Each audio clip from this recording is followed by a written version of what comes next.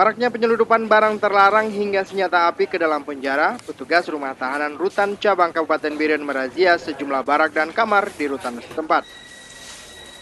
Petugas juga memeriksa setiap napi. Satu persatu napi diperiksa dengan alat metal detektor.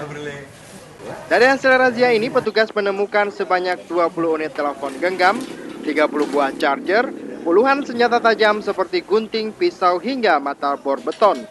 Tidak hanya itu, sebuah paket kecil yang diduga sabu juga ikut disita. Kerja rutin nih. Kerja rutin Pak ya?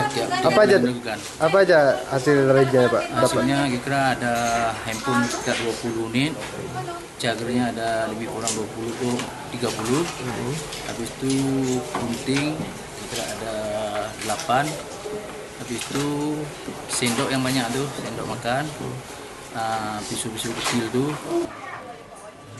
2 hari sebelumnya, petugas rutan juga menemukan narkoba jenis ganja sebanyak 120 linting siap hisap milik salah seorang napi. Kini ganja tersebut telah diserahkan ke Mapolres setempat. Sementara pemilik ganja Musriadi telah dipindahkan ke Lapas Melabuh, Aceh Barat. Dari Kabupaten Biren, Muhammad MY melaporkan untuk Aceh Video.